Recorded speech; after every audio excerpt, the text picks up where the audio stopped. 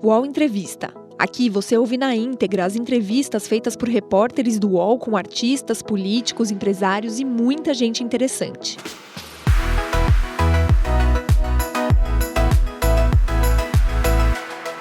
Olá, eu sou a Luísa Souto, de Universa. Hoje aqui no Rio de Janeiro sendo recebida pela atriz Nanda Costa, a Érica de Amor de Mãe. Nanda, obrigada por nos receber aqui hoje. Obrigada a você, Luísa. É um prazer estar aqui e falar com vocês. Nanda, a Érica, desde o início da novela, vem recebendo algumas rasteiras da vida. A personagem já tem uma vida de sofrimento ali junto à família dela. Nos próximos capítulos dá para tomar uma nova rasteira, uma nova revirada aí da vida amorosa. Mas mesmo assim ela se mantém íntegra, uma pessoa correta. Parece coisa de novela, né? Tomar rasteira e se manter correta. Não sei, acho que depende muito do caráter de cada um, assim, de como as pessoas, né, como cada um lida com as dificuldades, com os desafios, assim. Eu acho que a Érica, ela teve uma base familiar, né, com essa mãe, Leoa, essa Dona Lourdes, que é uma mulher incrível, que é íntegra, digna, correta, e ela foi criada com muito amor, assim, ela conseguiu distribuir bem, espalhar esse amor para todos os filhos, assim. Então acho que cada filho tem a sua personalidade, né? Um é bem diferente do outro, mas eles têm respeito, sabe? E acho que isso é uma coisa que a gente aprende a respeitar o outro, o espaço do outro. Eu acho que ela tem uma vida difícil, assim, até pela grana,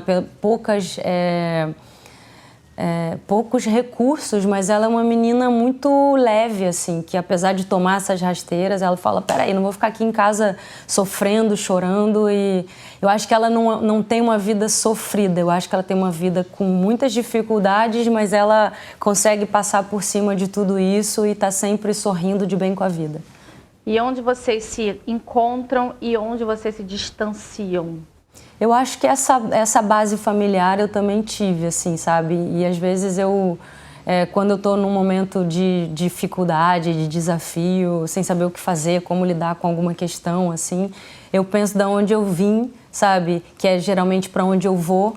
E aí vou para Paraty, vou encontrar minha avó, minha mãe. Eu venho de uma família de mulheres muito fortes, assim, sabe? Trabalhadoras, batalhadoras, guerreiras, assim. Então eu sempre falo, pô, não é possível, eu sou neta da Marinês, sabe? Como que eu não vou dar um jeito de resolver esse problema, sabe? A minha avó parece muito com a Dona Lourdes também em algumas questões, ou um jeito de falar, sabe? E a vida é assim, se eu for ficar esperando tá tudo bem para sorrir para a vida, nunca vai dar certo, sabe? Porque sempre tem alguma coisa que a gente precisa melhorar ou resolver. Acho que acabou o conflito, acabou a vida, sabe? Então isso é uma coisa que nos acompanha. E aí vale prestar atenção na forma como a gente lida, né, com tudo isso, assim. A trama, inclusive, ela aborda muitos temas que a gente tem discutido muito realmente ultimamente, que são, por exemplo, relacionamento abusivo, relacionamento tóxico, não só entre casais, mas mãe e filho, por exemplo. A gente tem ali a personagem da Adriana Esteves, que é uma mãe um pouco exagerada ali na criação do filho. Você já se viu nesse tipo de situação? Olha, eu nunca me percebi, eu acho que eu não vivi... Que legal, pousou um bem-te-vi lindo ali. Me emocionou o bem-te-vi. É muito louco. Não, eu nunca vivi uma situação dessa, eu nunca me percebi. Acho que hoje em dia, como a gente fala mais sobre tudo isso, fica tudo mais claro, você identifica muito mais rápido. E até amigas ou pessoas que estão passando por alguma coisa e quando abrem, trocam, falam, opa, sabe, isso é abuso, isso não pode. A gente está mais consciente do que de onde acaba o limite, sabe? Então eu acho que isso é importante, mas nunca... não me lembro, assim, de uma relação abusiva para contar, assim.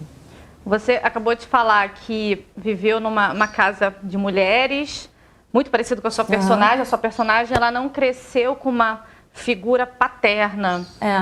E me parece, pelo menos na novela, que a falta dessa figura paterna não causou um grande trauma na família. Você também viveu isso? Você não cresceu com seu pai? Como... E era isso, agora vai entrar o Bem-TV, assim, eu tava esperando a deixa, porque no dia que eu fui criada pelo meu avô, junto com a minha avó. Minha mãe foi mãe aos 16 anos, super novinha. Meu pai foi embora quando eu tinha 1 ano de idade e eu fui criada por uma mãe adolescente pelos meus avós. E o meu avô, ele foi a figura paterna mais incrível, assim, era a pessoa que eu mais me dava bem, que eu mais entendia e que eu falava que, quando era criança, né, que queria ser atriz, a minha mãe e minha avó falavam, olha, é muito difícil esse meio, tem muita gente... E aí eu lembro que quando eu via isso eu falei pro meu avô falou assim, queira o Oscar, mira no Oscar e vê onde você acerta. Então ele foi o cara que me incentivava, que me ensinou a sonhar, sabe? A ir atrás dos meus sonhos, de correr, de acreditar. Então ele foi essa figura. E aí na hora que eu estava falando das mulheres importantes, porque quando meu avô faleceu, foi em 2009, e assim que ele faleceu pousou um Bem-TV em cima do caixão. E aí esse Bem-TV ficou em casa durante 1 mês, assim, a gente sempre sentia a presença do meu avô no Bem-TV. Agora eu tava falando das mulheres fortes, que eu fui criada por mulheres fortes, foi um Bem-TV, e meu avô, parecia que meu avô tava falando, ih, não vai lembrar de mim? E aí ele apareceu nesse momento. Agora, voltando pra Érica, eu acho que assim, olha ele lá, ó, continua. Voltando pra Érica, eu acho que o Magno, né, que é esse irmão mais velho, porque o que acontece, quando a Érica nasceu, foi quando o Domênico sumiu, né? E a mãe encontrou a Camila no meio do caminho e trouxe com a família para o Rio de Janeiro procurar o irmão sumido. A gente tinha o Magno, que já era um irmão maiorzinho, assim, quase mais pré-adolescente, que tem até uma ligação maior com a Lourdes. Então, ele de uma certa forma, ele cumpre um pouco essa figura paterna, assim, ele é um cara que a mãe conta também, então acho que isso não fez falta, assim, eu acho que para nenhum dos filhos, sabe? Eu acho que também quando você cresce sem essa figura, você não sabe o que é ter, né? Então eu acho que assim, eu não tive a presença física do meu pai, mas eu tive o meu avô, então essa é a referência. Então acho que para Érica talvez seja um pouco o Magno, essa pessoa, esse homem, sabe, que representa esse lugar talvez do pai. Mas eu acho que também, às vezes a mãe é tão incrível que tá tudo certo, sabe? Eu acho que a Lourdes é essa mãe, ela é pai, ela é mãe, ela é tudo na vida desses filhos, ela faz tudo, ela se vira, sabe? Pra não deixar faltar nada e pra essa vida não ser sofrida, sabe? Mas você chegou a conhecer seu pai? Então, eu conheci já era grande, mas assim, não tinha muita afinidade. Eu acho que pai é quem cria, é quem dá amor, é quem está presente. E não aconteceu, mas assim, não tenho mágoa, não tenho nada. Eu senti falta enquanto era menor, mas acho que meu avô era o cara que ia no Dia dos Pais, era o cara que estava presente, era o cara que...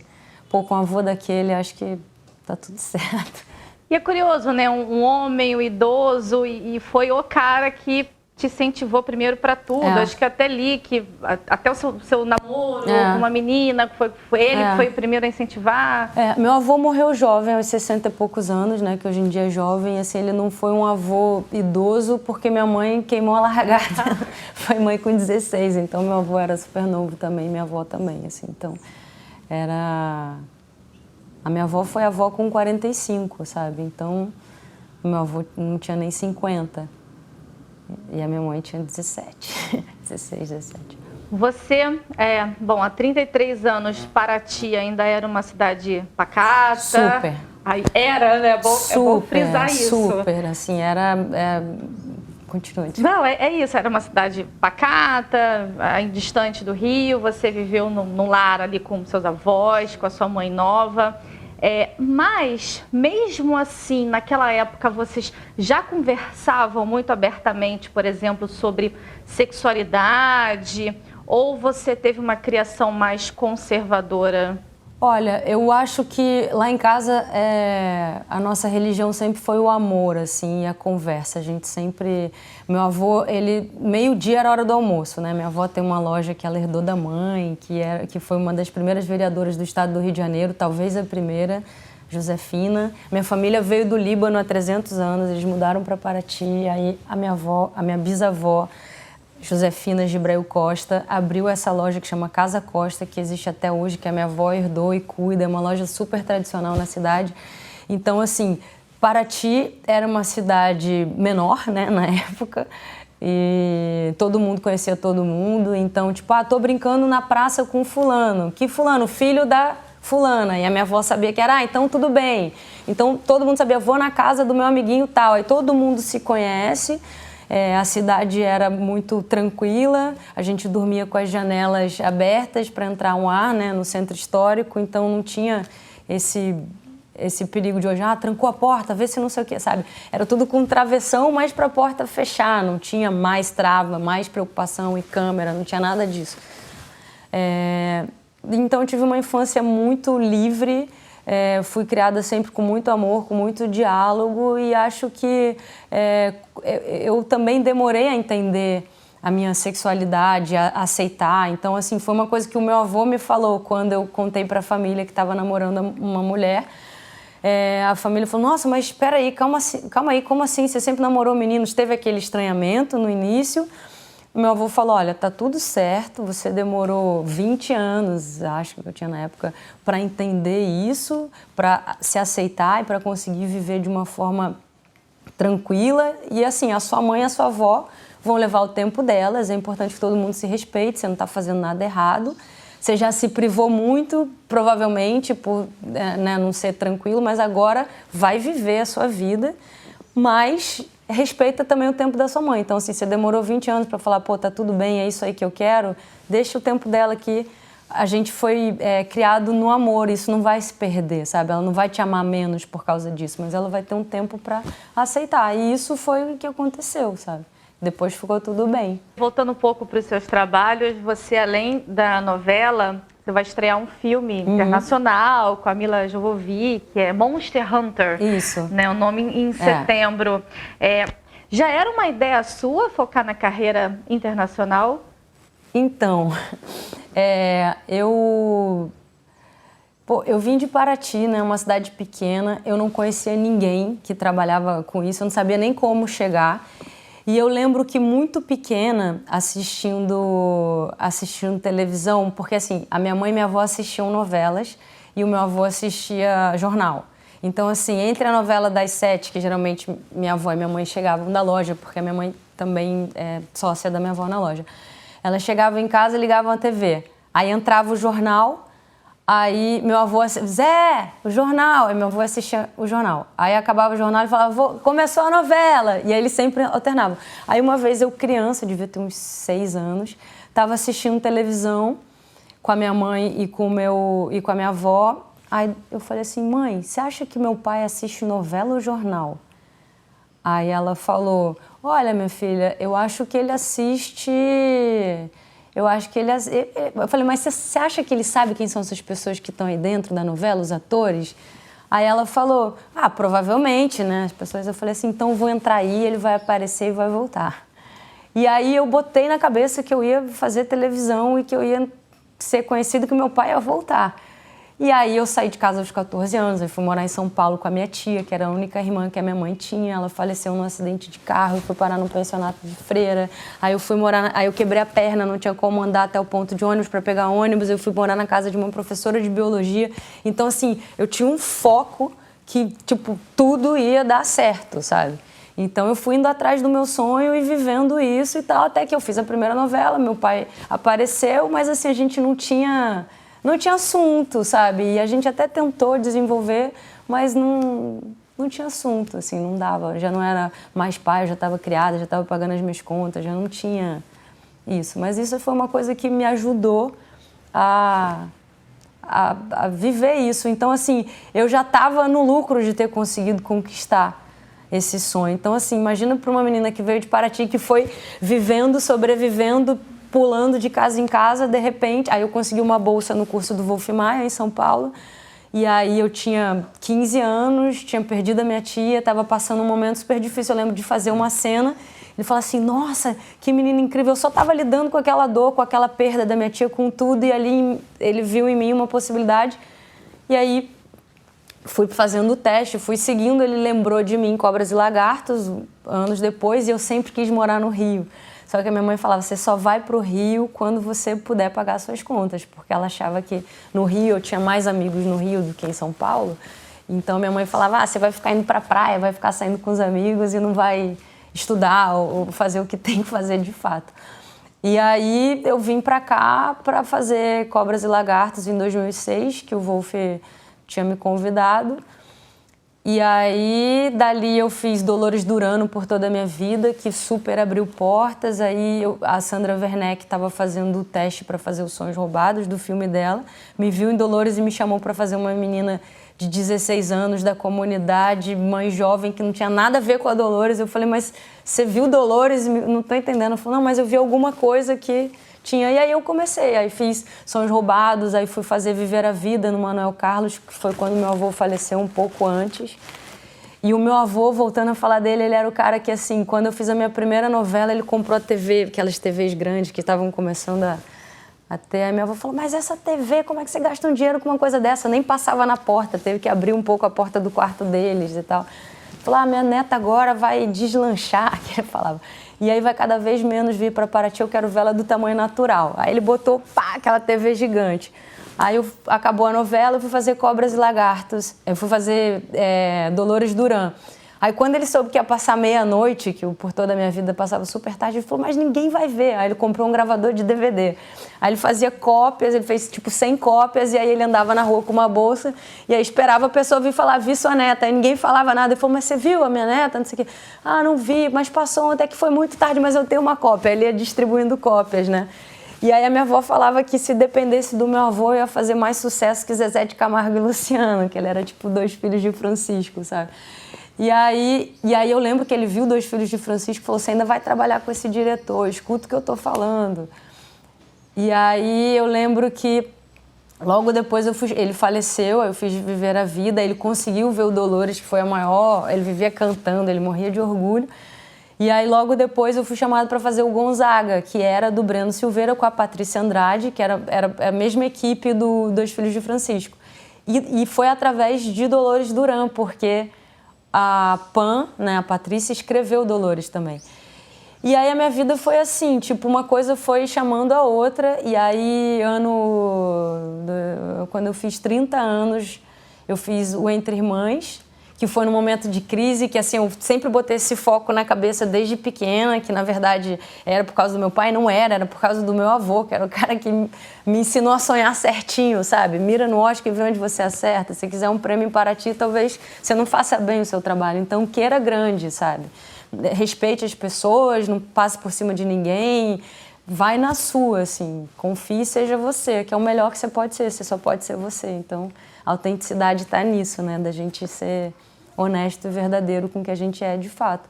E aí eu comecei a fazer, aí eu fiz o Entre Irmãs, aí foi indo, e aí de repente, acho que também por conta do Entre Irmãs, eu já tinha tido algumas oportunidades de fazer filme fora, só que o meu inglês era, tipo, muito ruim. Eu ia ter que decorar e trabalhar muito o meu sotaque, então nunca foi o meu foco. Talvez se tivesse sido, já teria feito 2 filmes, outros que já tinham me chamado. Um era para fazer Irmã da Penélope Cruz. Eu, tipo, caramba, eu vou ter que falar que...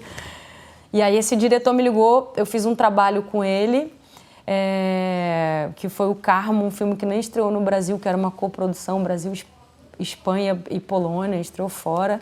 E aí o diretor falou, pô, você fala inglês, vai ter um filme e tal. Eu falei, cara, meu inglês é ruim. Ele falou, mas estuda. E depois ele veio com outro convite, eu falei, não tá bom ainda. E aí dessa vez, no Monster Hunter, que é um filme de game, né, com a Mila e com Paul Anderson, que é o marido dela, eles fazem sempre essa parceria, né, do Resident Evil e tal. E aí me ligaram do escritório e falaram, veio um convite aqui para um filme internacional com a Mila, tarará, tarará. Eu já estava pronta para falar, mas meu inglês ainda não tá bom. Eu falei, não tá bom o meu inglês, mas dessa vez eu vou arriscar e peguei um professor de inglês e tal, para dar uma trabalhada intensa. E aí falou, não, tudo bem, você fala Esperanto. Eu falei, tá, meu Esperanto é ótimo. E aí eu falo Esperanto no filme, mas assim, quando eu fui falar com o diretor, ele falou, não tem problema nenhum, porque como as pessoas não falam Esperanto, e é um filme que tem um ator alemão, uma atriz japonesa, uma brasileira, não precisa ter um sotaque específico, né? Porque o Esperanto foi essa língua criada por um polonês para ser a segunda língua universal. Então, assim, você que é brasileira aprende o Esperanto para se comunicar com qualquer pessoa no mundo. Não deu muito certo, então as pessoas não falam, então não vão poder me julgar, assim, só se falarem Esperanto fluentemente. Mas é isso. E aí acabou acontecendo. Então, acho que aconteceu. Como tudo que vem acontecendo, as coisas geralmente chegam, assim. Eu acho que... Sabe aquela coisa da inspiração? Eu não sei quando a inspiração vai vir, mas vai me pegar trabalhando. Então, eu estou sempre trabalhando e as coisas vão chegando.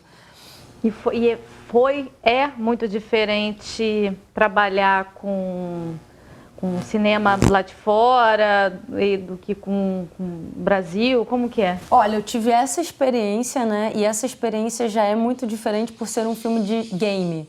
Não é só um filme de ação. Então, você contracena muito com chroma key, você contracena com monstros que não existem. Então, tipo, eu tô matando um monstro e tem uma arma e superpoderes. Então, assim, eu nunca vivi isso, sabe?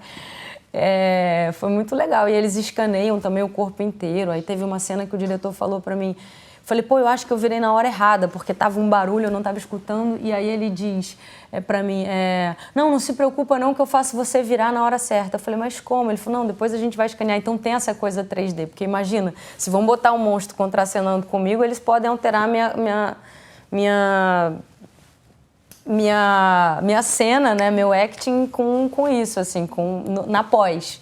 Então, eu não sei como vai ficar, mas foi super diferente. Eu subia num cabo de vários metros, porque ia ter uma dublê.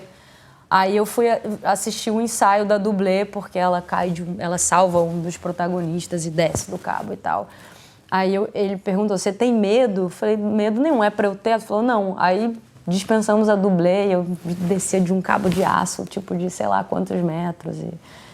E lutava com os monstros e me jogava e rolava no chão, então não teve problema nenhum.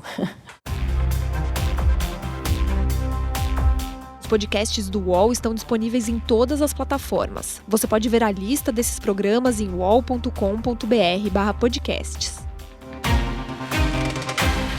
Recebe salário, faz transferência, pagamento, recarga de celular e até empréstimo, tudo sem taxa. PagBank, a sua conta grátis do PagSeguro. Baixe já o app e abra sua conta em 3 minutos. A gente acompanhou nos últimos 2 anos um movimento que surgiu lá fora, que foi o Me Too, em que muitas atrizes americanas falaram abertamente sobre assédio sexual, abuso, assédio no trabalho.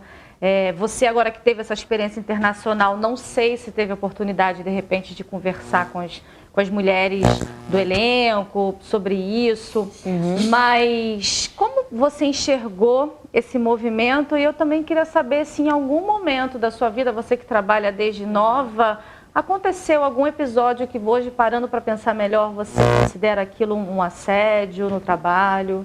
Olha, eu acho que...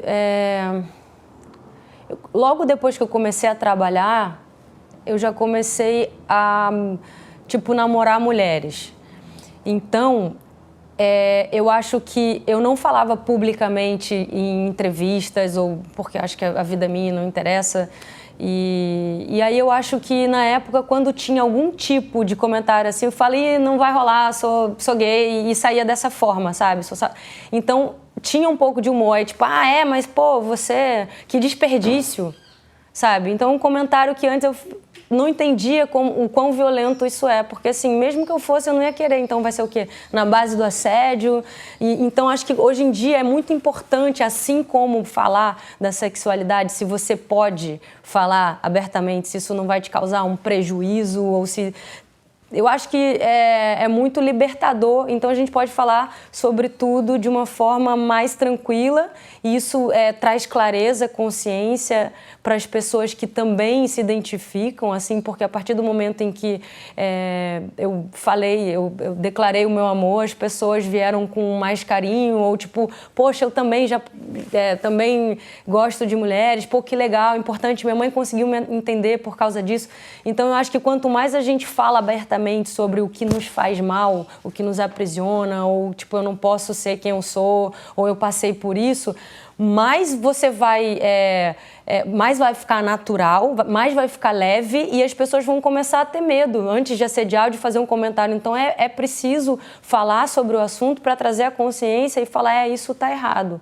Porque como a gente está acostumado a ficar calada há tanto tempo, então vem um assédio e você fica um pouco chocada. E agora você identifica, sabe? Porque alguém falou, ele falou, o cara veio, abusou de mim, falou que isso ou falou que aquilo, e você consegue falar, opa, não, isso está errado, e a pessoa também vai ficar mais constrangida porque sabe que a gente não está mais sozinha, sabe? Então a gente está junto e acho que isso fortalece e acho que a gente consegue...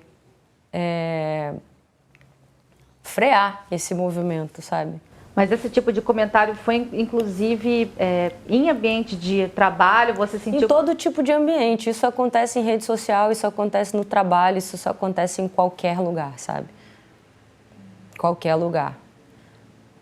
Você, Nanda, não é só atriz de novela, você trafega, você transita pelo cinema, teatro... Música, você também se envolve muito com música. É o teu sustento, né? A cultura. Nos dias de hoje, no governo que a gente tem hoje, existe algum temor de trabalhar com isso hoje? Mudou alguma coisa para você? Eu digo no governo de hoje porque a cultura, os artistas, eles já são vistos com desconfiança isso há séculos. E a gente hoje parece que vive uma perseguição maior a essa classe, ou não? Para você tudo bem? Não mudou nada? Não, claro que mudou e vem mudando há muito tempo. E eu acho que às vezes é como o ciclo das marés, assim, sabe? Uma hora a maré tá baixa, uma hora a maré tá alta. Então eu acho que assim, para várias mulheres que começaram lá atrás, que as atrizes eram tidas como, sabe, garotas de programa, que, enfim, que eram putas, que eram isso, que todo o preconceito, tudo que elas lutaram para isso ser uma coisa como trabalho. O que você faz? Teatro? Não, eu sei, mas você trabalha com o quê?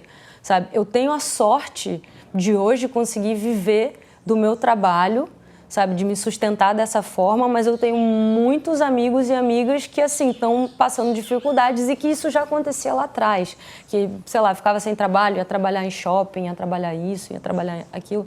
Eu acho que com a internet, com tudo isso, tem muita coisa mudando, né? Você tem outras formas, hoje em dia tem youtuber, e tem coisas, e tem public post, e tem isso, e tem aquilo, então tá tudo ficando meio misturado.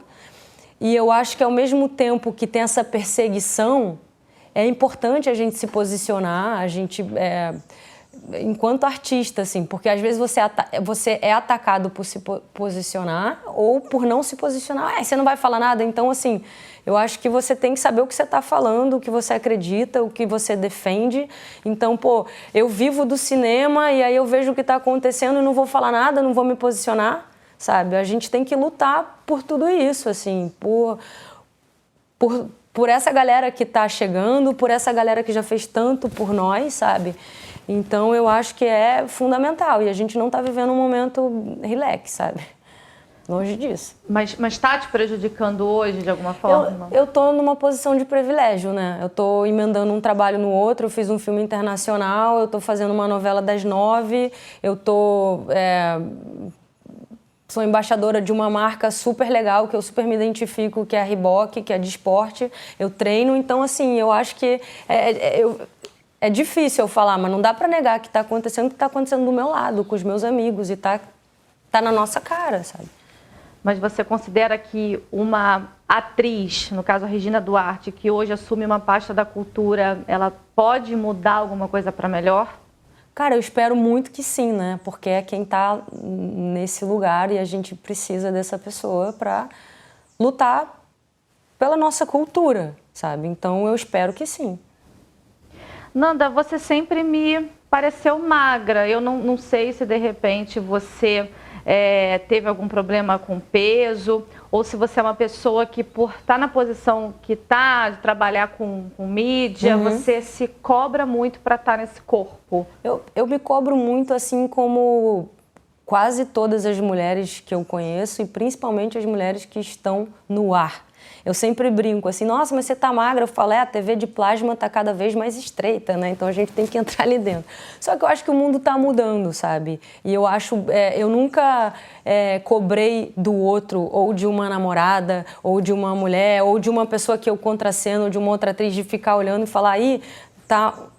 Sempre me assusto quando eu vejo algum amigo falando, não, eu queria dar uma emagrecida, porque eu tô meio inchado. Eu falei, gente, e às vezes eu me vejo nesse lugar também, porque é muito cruel e hoje em dia existe Photoshop, aplicativos e coisas e sempre é tipo foto que eu posto e fotos que me marcam, sempre tem uma diferença, sabe? E com vídeo isso é mais difícil de acontecer porque a gente ainda não tem um aplicativo de vídeo que você vai tratando todos os problemas. Então, geralmente você vê uma foto e você vê no vídeo e fala, não tá tão, mas é foto, é ângulo, é um monte de coisa. Então, eu acho que assim, eu já, hoje em dia, o que eu mais priorizo e o que eu mais valorizo é a saúde, sabe? Porque eu já tive muito mais magra, já tive muito mais sarada, já tive talvez muito mais bonita para um padrão de beleza e eu não estava bem, eu não estava feliz. Então, assim, entrava por aqui e saía por aqui, como você tá linda, como você tá linda, nossa. E eu falo, você não sabe o que eu tô fazendo para estar linda desse jeito. Então, assim, já fiz muita dieta maluca, já tomei remédio para emagrecer, já tive rebote, fiquei com depressão depois por conta do remédio. E, assim, isso não vale, porque a vida é muito rápida, passa muito rápida. E, às vezes, eu vejo pessoas muito preocupadas em estar magra ou estar gorda e daqui a pouco começa a ter uma ruga, começa a envelhecer, aí começa a fazer isso. Então, assim, isso não vai passar. Então, se a gente não tiver prazer em viver, em estar presente no tempo, no trabalho, no diálogo, na conversa, a vida vai passando. Quando você vê, você ficou a vida inteira, sabe, aí tomando remédio para emagrecer, aí toma remédio para sair da depressão, aí toma remédio para isso, aí faz uma dieta, aí passa fome, aí quer sair com os amigos e não toma cerveja porque não quer engordar. Então, hoje em dia, eu tenho uma vida muito mais feliz, assim, e cuido muito da minha saúde. Hoje, com as dietas, eu aprendi o que faz bem, o que faz mal, como comer de tudo e ter um equilíbrio, né? Eu acho que a virtude está no meio, assim. Então, eu cuido muito disso e aprendi a ter prazer pelo esporte, que foi uma coisa que o Jun me ensinou, que eu perdi ele, ele faleceu o ano passado, mas eu lembro de chegar no Jun em 2014. E aí falei pra ele, cara, eu quero secar, eu quero emagrecer. E ele falou, quanto tempo eu tenho? Aí eu falei, tem uns 3 meses, 2, sei lá, porque eu ia começar uma novela. Ele falou, olha só, a gente vai começar treinando 2 vezes por semana no máximo. Eu, como? Às vezes eu treinava 5 vezes por semana, não chegava no resultado, como que eu vou conseguir em 2 dias? Ele falou, se você chegar com essa ansiedade para perder logo, você pode acabar comendo mais, treinar muito, sentir fome, se machucar, a gente vai ganhar no descanso. Então, assim, vamos organizar esse treino junto com uma alimentação. E aí eu comecei a ver que não doía, sabe? Pelo contrário, era prazeroso, porque eu descansava. Eu lembro que tinha treino que às vezes eu treinava sexta-feira com ele. Eu achava que ele ia pegar água no final do treino, ele vinha com uma cerveja gelada, falou, toma uma cervejinha. Eu falei, não, mas eu vou engordar. Ele falou assim, cara, toma uma cerveja só pra você relaxar, você treinou pra caramba, isso não vai te fazer mal. E aí eu comecei a ver que a vida era muito mais, podia ser muito mais feliz, sabe? E hoje em dia eu não consigo ficar sem treinar. Antes eu ia me arrastando, ai que preguiça, ai que saco, vou ter que treinar, meu Deus, sabe? Então eu achei um lugar de treino legal, eu vi que tudo bem, que, sei lá, passar um final de semana, beber, comer fritura, comer isso, comer aquilo e depois eu tinha o meu treino na segunda-feira, ia voltar pro cotidiano e ia estar tudo certo. Então, acho que eu consegui manter um equilíbrio, né? A saúde e treinar. E às vezes eu tô um pouquinho mais inchadinha, porque antes eu me cobrava. Falei assim, nossa, eu engordei, era o fim do mundo. Parecia que não dava mais para voltar ao meu peso. E isso não era nem de ganhar não era nem de não caber mais nas roupas. Era muito pequeno, sabe? Era muito cabeça. Então, hoje em dia eu vejo essas mulheres empoderadas que conseguem postar foto de biquíni com corpo natural, sem usar o Photoshop, sabe? Esse movimento corpo livre é a coisa mais emocionante. Talvez se tivesse um movimento desse, eu teria sofrido muito menos lá atrás, sabe? Então, eu acho que isso tá tendo um movimento muito importante, assim, do do amor próprio, de saber que isso é normal, sabe? Eu ainda não tenho tanto esse relaxamento de, tipo, ver uma foto minha em que a barriga tá dobrando e postar. Eu evito, sabe? Ainda tem uma coisa. E a minha barriga é uma barriga normal e super pequena, sabe? Então isso é uma coisa que eu tô buscando, assim, de, tipo, tá cada vez mais tranquila com isso. Existe, inclusive, um clamor de mulheres, até nas redes, até com esse movimento, de ter mais mulheres com corpo normal na TV, porque a gente acabou, por exemplo, de passar pelo carnaval e só o que a gente vê são mulheres belíssimas que dizem que ficaram um dia sem comer ou só comeram ovo. E aí na TV a gente ainda vê mulheres muito magras, com cabelo liso. E as mulheres pedem, cadê as mulheres gordas, cadê as mulheres negras com cabelo diverso? Como você acha que pode contribuir para que tenha ao seu lado ali trabalhando uma protagonista negra, gorda, gay? Eu acho que isso tá mudando muito em todos os lugares, assim, porque antigamente eu achava que depois que eu me assumisse que não ia mais me chamar para fazer uma personagem pelo preconceito e pelo preconceito como eu vejo também no Brasil, assim, todo o movimento que teve antes. Eu tinha muito medo de me assumir e falar, e agora? Sabe? Como é que vai ser? Porque tinham poucas mulheres falando sobre isso. E hoje em dia a gente vê que tudo bem. A gente vê, Vitória Estrada tá aí trabalhando protagonista e tá com Marcela, que é uma outra atriz, um casal lindo, maravilhoso. Isso não interfere em nada. E eu demorei um tempo para entender que, assim, meu trabalho é o meu trabalho. A partir do momento em que eu tive essa confiança na atriz que eu sou, sabe? Tipo, tá tudo certo, porque às vezes o medo é por outros motivos, sabe? Então, eu vi que tá tudo certo e eu acho que isso vai facilitando para todo mundo. As meninas que falam hoje em dia não tem mais medo, porque, a Nanda tá trabalhando, a Vitória tá trabalhando, aí você começa a ver as atrizes trabalhando e isso tá tudo certo, sabe? Então, eu acho que tem esse movimento. Jessica Ellen, que é uma atriz incrível, assim, é inquestionável o trabalho, a potência que ela tem, eu sou super fã dela, ela super se posiciona com a religiosidade dela, sabe, com tudo. Então isso é muito importante a gente falar e ver que as pessoas estão trabalhando, porque antigamente a gente achava que tinha um padrão, que tinha que ser... Porque eu já ouvi muitas vezes assim, mas a sua beleza, você é bonita, mas não é aquela beleza padrão, loura, de olho claro. Era tipo assim, qual é o padrão de beleza? De que padrão estamos falando, sabe? Somos brasileiros e temos milhares de padrões possíveis, sabe? Então, eu acho que isso é muito importante. Agora, eu não tenho vaidade com os meus personagens, com a pessoa jurídica. Se for para interpretar uma gorda, de cabelo raspado, eu vou fazer. Então, assim, se ela for rata de academia, malhada, se eu conseguir fazer isso, se eu tiver tempo para fazer isso com saúde, sem fazer as loucuras que eu fazia... Eu vou fazer e vai ser um desafio, eu adoro desafio. Então, minha vaidade não tá aí, sabe? Então, assim, qualquer personagem que eu vestir a camisa, que eu me apaixonar, eu vou me entregar de corpo e alma e não vou ter problema em ficar magra, feia, bonita, gorda. Isso não é uma questão, sabe?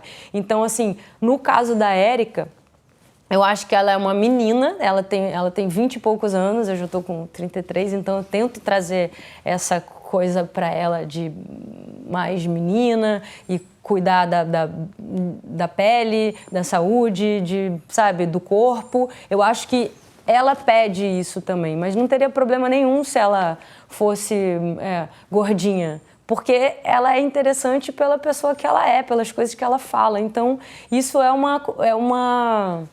Eu estava outro dia fazendo uma cena que eu estava com uma calça jeans de cintura alta e ela era bem apertadinha. Então, quando eu estava em pé, estava tudo certo. Quando eu sentei para ensaiar, eu estava apertada. Aí no ensaio eu abri o botão. No gravando eu ia falar, não. Aí eu falei, por que não? Era uma discussão com o Raul, um papo com ele. Aí eu peguei e abri o botão para conversar com ele, sentei na cama e eu respirei melhor.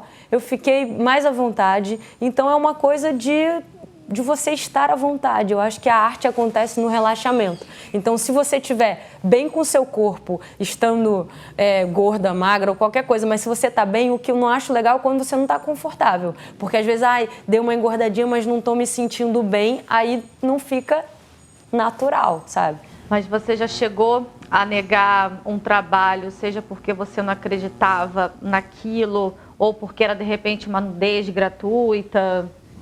Eu já fiz, por exemplo, Febre do Rato, que eu fui conversar com o Cláudio Assis, que é um filme super premiado, um filme incrível, preto e branco, fotografia do Valtinho Carvalho, quase tudo plano sequência, tem uma trilha incrível. E eu topei fazer o filme. E aí eu lembro do Cláudio Assis falando no começo, mas, pô, às vezes eu mudo, eu não sei como eu vou dirigir e tal. Tinha um manifesto no 7 de setembro que a gente filmou na Rua da Aurora, no centro de Recife, e eu fiquei nua. E chegou um camburão, iam prender a gente porque a gente tinha autorização para filmar, mas não tinha autorização para filmar nu às 4 da tarde no centro de Recife. E eu fui nesse, pô, sou artista, vamos lá. E eu lembro do Cláudio brincando, você que é atriz de novela, não precisa tirar a roupa não, pode ir assim. E eu falei, o quê? Vou tirar, fui, sabe? Vamos lá, direito de errar. E aí tinha a ver. Mas assim, tinha a ver, não é porque o diretor me desafiou, é porque eu achava que cabia. Aquela personagem era irreverente, foi até com o Irandi Santos. E a gente passou, foi uma experiência incrível, sabe? Então, foi o que eu disse, eu não tenho problema em tirar a roupa do personagem a partir do momento em que eu vesti essa roupa, sabe? Eu não tenho esse pudor, eu não tenho esse preconceito, mas assim, se for uma coisa só para tirar, aí eu vou negociar, falar, cara, precisa, vou tentar vir com os argumentos e ver se funciona ou não funciona. Mas eu já neguei, por exemplo, um filme que me chamaram, me mandaram um roteiro e eu quis tanto fazer o personagem da outra atriz que quando me falaram, eu falei, olha, eu não vou fazer não. Aí me perguntaram, por que você não gostou? Eu falei, que eu gostei muito mais do outro e eu não quero contracenar com uma atriz que está fazendo uma personagem que eu desejei, porque aí eu posso trabalhar a minha inveja, sabe? Eu não tô afim de sentir inveja ou de ficar... Então, foi uma coisa que eu falei, é melhor não, e abrir o jogo, sabe? Porque eu acho ruim você... Se eu puder evitar, porque inveja é um sentimento que todos nós sentimos. Então, assim, eu estava cobiçando o papel da próxima. Eu não achei saudável pro filme, sabe? Eu não ia fazer tão bem. Acho que possivelmente outras atrizes poderiam ler aquele personagem e fazer com muito mais amor e paixão do que eu. E eu trabalho dessa forma, eu acredito nisso, sabe? Você voltaria a posar nua? Cara, assim, hoje em dia eu não penso nisso, assim, não é uma coisa, foi uma pergunta que você me fez agora, mas eu não me arrependo nem um pouco da minha Playboy, eu tenho o maior orgulho, eu acho que fiz em Cuba, acho as fotos lindas, adoro o trabalho do Bob Wolfson e eu não pensei em Nanda nua, sabe? É muito mais fácil para mim pensar em personagens. Então, na minha cabeça eu criei numa personagem cubana e aí a depilação foi super polêmica e depois eu falei, pô, jamais faria bigodinho de Hitler na terra de Fidel. Então, assim, teve uma história, sabe?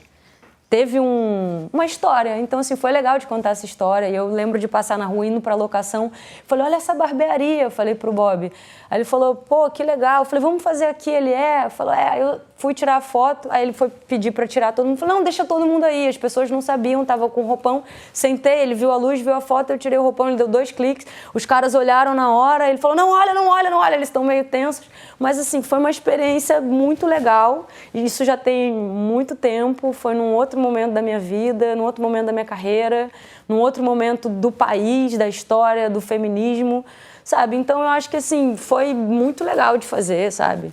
Comprei meu apartamento, tipo, tudo certo, não tenho nenhum arrependimento. Mas hoje em dia, assim, se você me dá um bom motivo, talvez eu não vejo por que não. A primeira pergunta que eu faço quando vem qualquer convite é por que não? Se eu tiver muitos motivos para negar, vai ser não, mas na dúvida geralmente não, mas quando eu tenho mais motivo bom, eu vou. O bom motivo na época foi de repente a grana? Não, foi fazer a Playboy. E eu lembro que teve uma outra coisa também, que publicaram uma foto do Febre do Rato em que eu tô nua. Eu estava fazendo Salve Jorge, que era uma personagem que era traficada, passava por tudo aquilo. E eu lembro de vir o convite e negar. Eu falei, cara, não vou fazer. Primeiro, falei, não vou fazer porque eu estou fazendo a novela e provavelmente a Playboy quis porque eu estava protagonizando uma novela das 9. E eu falei, cara, não é o momento, não é agora, estou fazendo a novela, vai prejudicar a história da personagem. E neguei. E aí eu lembro que um site publicou: Nanda Costa nega tanto a Playboy e aparece assim em filme nacional praticamente de graça. Era uma coisa assim, e não botaram tarja. Ou seja, naquele momento a minha nudez estava avaliada, acho que era em 1,5 milhão. E eu neguei. E aí eles usaram a minha foto. Então, assim, não poderiam usar, porque essa imagem não poderia ser usada pelo contrato em divulgação do filme. Então, assim, eles não falaram que eu estava de personagem. Nanda Costa em filme nacional. Não tinha nome de personagem, não tinha nada. Distorceram, sabe quando pegam a imagem e dá aquela achatada? E era quase uma coisa assim, tá valendo Playboy, sabe? Então, assim, quando me avisaram a repercussão que já tinha tido, já tinham, sei lá, bilhões de acesso. Então, assim, todo mundo já tinha me visto nua, sem assistir o meu filme, de graça. Eu falei, peraí, vamos pensar nisso, sabe? E tô processando esse site já tem anos e já ganhei a liminar e tá, tipo, no final do processo. E aí eu falei, cara, o que me impede de fazer? Aí depois que acabou a novela, que passou um tempo, que todo mundo quase já tinha me visto pelada, eu falei, por que não, né? Vou fazer agora ganhando dinheiro. E ainda negociei melhor ainda. Então foi ótimo, mas não foi só pela grana, foi porque eu quis fazer também. Você recentemente falou que congelou os óvulos, entrando agora um pouquinho no tema maternidade. Você está com 33 anos. Não sei se já aconteceu com você, mas eu com 35, o médico começa a falar loucamente. Você está ficando velha, tem que ter filho, isso, aquilo. Uhum. Foi por causa da idade? Você tem essa coisa na... Não, eu acho que tem muita coisa, assim... eu sempre desejei, né, ter filho, aumentar a família, fortalecer a resistência. E eu acho que com o Alan, essa vontade aumentou e depois que a gente começou a falar e pensar. E aí é fato que assim, né, os óvulos vão envelhecendo e se a gente tem a chance de poder congelar e adiar um pouco mais ou por um trabalho que chegue, a gente não sabe o dia de amanhã. Então, assim, querendo mais tarde... eu acho que é importante quem puder, porque não é um tratamento barato, né? Você poder congelar. Então, assim, é um luxo você poder... E às vezes a pessoa não quer ter filho agora porque precisa trabalhar, porque precisa juntar um dinheiro para poder, e aí perde o time, porque aí está num momento bom profissional. Então, a gente tendo esse recurso, eu acho que é importante até as mulheres aí que puderem e tiverem num limite... então, 33 já começa a aproximar dos 35, que já começa dos 40, então eu parei para congelar e é um desejo meu e agora vai depender do universo, porque a gente não controla tudo, né? Então, assim, eu já queria ter feito antes, mas aí veio um trabalho que não deu, aí congelei, e aí não sei o que vem daqui a pouco, então a gente tá... Mas tem esse plano concreto, daqui a 2 anos eu vou gerar esse filho? Não, agora eu só quero falar de filho com 3 meses dentro da barriga. Passa em algum momento pela sua cabeça, sabendo que hoje em dia as pessoas ainda não entendem outras configurações familiares, 2 mulheres com filho, 2 homens com filho, passa pela sua cabeça em algum momento, caramba, como é que essa criança vai crescer num lar com 2 mulheres? Eu acho que se crescer com amor e com verdade, eu acho que não tem como dar errado, sabe? Porque é isso, se você perguntar para um filho de 2 mães que foi criado com todo o amor do mundo, com todo o respeito, com toda a dignidade, como é ser filho de 2 mães, ele vai te responder, eu só sei ser filho de 2 mães, porque para mim é isso, sabe? Eu não sei como não ser filha da minha mãe, da minha avó e do meu avô, sabe? É o que eu imagino, mas é a minha vida, é a minha configuração familiar, sabe? Então... eu acho que é isso, sei lá, às vezes eu vejo uma pessoa criada com mãe, pai, tudo direitinho, como é a família tradicional brasileira, aí o pai é violento, tem uma relação abusiva com a mãe, aí bota o filho de castigo ou bate no filho porque o filho é gay, então, eu vou acreditar nesse... Por que eu vou acreditar, sabe? Num formato que é o certo. Para mim, o certo é respeito, amor, carinho... verdade, clareza, dignidade, sei lá, para mim o amor, a família é isso, assim, às vezes é família de amigos, você não tem ninguém, você é criado num lugar que sua família, quem você chora, quem você conta na hora da dificuldade, na hora da alegria, é um amigo, então minha família pode ser meus melhores amigos, sabe? Então, eu acho que isso não tem a menor preocupação com isso. Você falou ainda há pouco sobre mulheres que assumiram seus relacionamentos homoafetivos e continuam trabalhando, são mulheres normais como qualquer outra. A gente vem realmente acompanhando muitas atrizes falando dos seus relacionamentos. Um pouco antes de você, acho que teve a Letícia Lima com a Ana Carolina, tem agora recentemente Camila Pitanga, enfim. Mas a gente não vê muito esse movimento com homens. Seria porque é mais fácil para a mulher falar sobre sexualidade e relacionamento? Ou ainda existe mais preconceito contra os homens? Eu acho que assim, é engraçado a gente falar mais fácil para a mulher. Eu acho que nada é mais fácil para a mulher. Nem negociar cachê, nem negociar salário, nem conseguir ser boa no que a gente faz. Pô, a Alan vem, por exemplo, o exemplo da Alan. A Alan é percussionista baiana, vem de um ambiente que os músicos, tipo, ela é super precursora, sabe? Lutou muito. Então, assim, ela teve que ser muito maravilhosa no que ela faz para não botar nenhum homem que era mais óbvio. Então, assim, ela quase tinha que ser melhor do que os homens para se destacar, sabe? Então, assim, a gente tem que ser muito incrível no que a gente faz para a gente conseguir aumentar o nosso salário, muitas vezes, ou negociar, ou virar chefe, sabe? Geralmente a gente consegue virar chefe, mas sempre tinha um homem ali naquele espaço. Então, assim, eu acho que o que a gente tá... Eu acho que, assim, a gente tem uma força absurda, né? A gente, passa por coisas que os homens nem imaginam, como um ciclo menstrual, os hormônios, as oscilações do humor que vem por conta disso, e cólica, e gravidez, e o parto, e a mulher é muito poderosa. Então, assim, não sei se é mais fácil, eu acredito que seja mais difícil, porque já tem... Eu acho que o que acontece muito é o machismo. Então, assim, o preconceito, até o que os homens falam, duas mulheres, que desperdício, ou o próprio fetiche, sabe, ou desrespeito nesse lugar. Então, assim, eu vejo homens, até amigos, com dificuldade de se assumir pelo preconceito, sabe? Então, geralmente, quando eu tenho algum amigo gay, geralmente fala que é bi.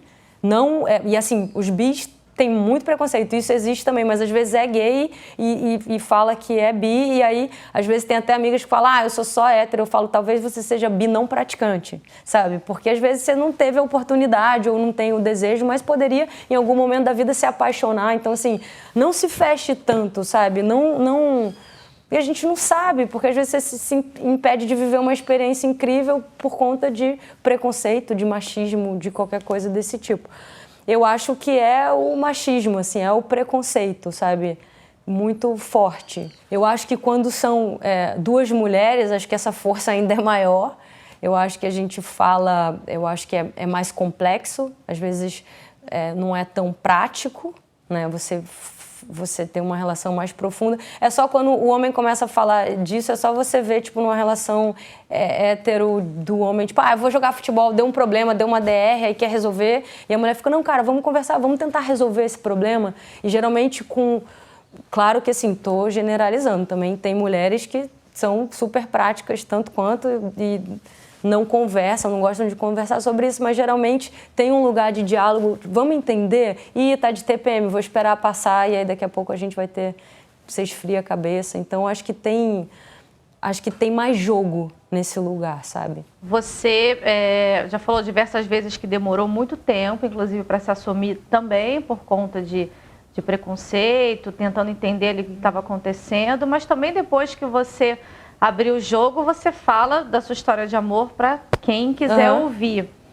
Hoje, você ainda tem alguma questão na sua vida que você está trabalhando, de repente, para jogar para fora, jogar para o universo, ou você considera que hoje você jogou tudo que Eu acho que para o universo, eu joguei um pouquinho agora falando, por exemplo, dessa questão com o corpo, né?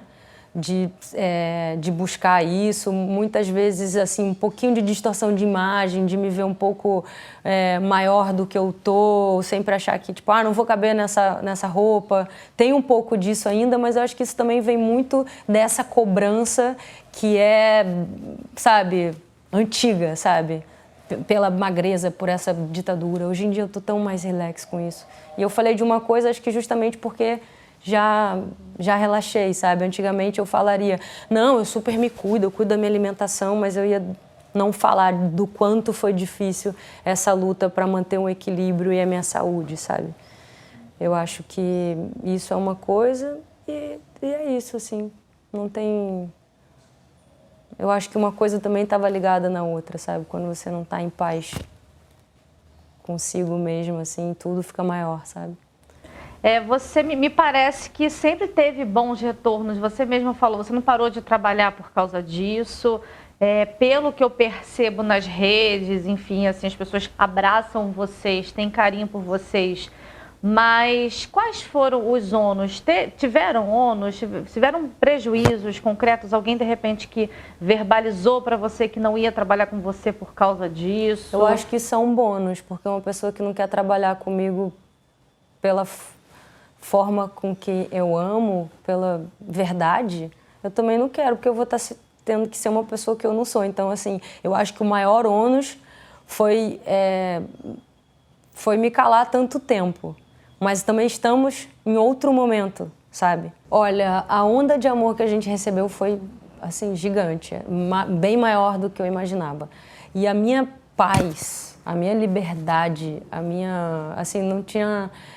Eu já tinha esse desejo de falar, mas eu tinha muito medo de como seria o retorno disso, do quanto isso poderia me prejudicar pelo preconceito, por tudo. Depois eu entendi que, assim, cara, quem não quiser trabalhar comigo pelo que eu sou, então não faz sentido, porque eu vou ter que fazer uma personagem para lidar com a pessoa que vai trabalhar comigo e mais uma personagem, sabe? Seriam duas, porque eu quase fui uma personagem durante muito tempo, enquanto eu não podia, sabe? Enquanto eu ia ao cinema e aí com a Alain, e aí chamava mais uma pessoa para poder dar uma chavada ou sentar longe ou pegar 2 táxis, a gente ia num lugar, eu chegava, depois ela chegava meia hora, e uma saía antes, e aí sempre...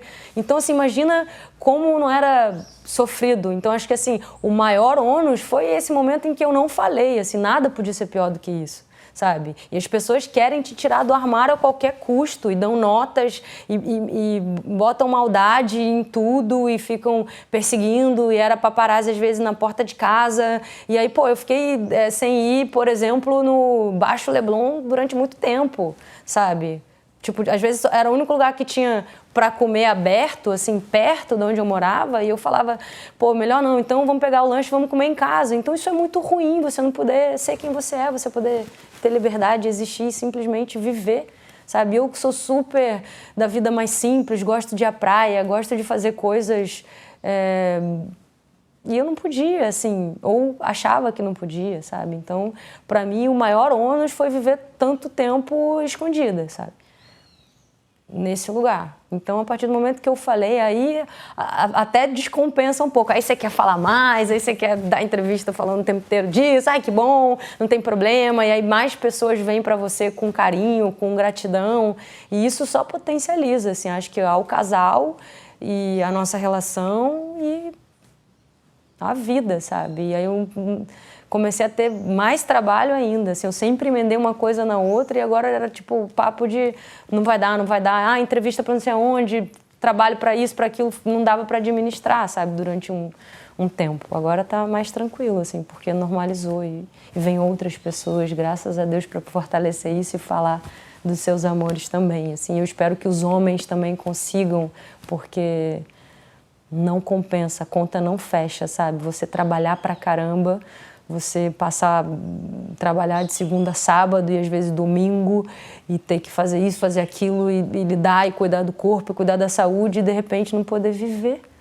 A gente não sabe o dia de amanhã, sabe? O Jun, que era meu mestre, ele de uma hora para outra, aos 44 anos, saudável, treinava, foi embora. E se eu for embora amanhã, o que eu vou deixar de história, de importante, de verdade para as pessoas? Aí vão fazer uma biografia falando da Nanda, depois, nossa, ela viveu escondida. Pô, que saco. Tô aqui de verdade, sabe? Podendo falar da minha vida. E por quais preconceitos e machismos você ainda tem que passar hoje? Eu acho que nem sei te responder essa pergunta. Assim, porque eu me coloco, sabe? Então eu não sei o que eu tenho que passar. Tem muitas mulheres passando por muita coisa, mas o que eu puder fazer para falar, para perguntar, sabe? Eu falo. Às vezes, tipo, uma cena que, sei lá, às vezes a direção vem e fala assim, Nanda, essa cena você sabe que você vai ficar de calcinha e sutiã e tal, né? Tudo bem, né? Falei, tudo bem, mas você perguntou pro ator que tá contracenando comigo se ele vai ficar de cueca também? Porque às vezes a gente fica e teoricamente o cara tinha que ficar, mas aí deu um jeito de sentar de bermuda, assim, tipo, então vai ser igual para todo mundo. Então, eu negocio com isso, sabe? Então, eu tento trazer a consciência, porque o machismo é tão estruturado já que às vezes a gente nem percebe, sabe? Então, acho que é importante a gente falar sobre isso para passar cada vez menos. Para fechar a tampa, você que contou aí a sua história de luta desde os 14 anos, desde muito cedo, você hoje se considera uma mulher realizada, com uma vida confortável? Você tem a sua casa, você tem suas coisas? Olha, eu me considero muito, assim, muito privilegiada, tô muito feliz, assim, encontrei um grande amor, sabe? Vivo essa história, tô na casa dos sonhos,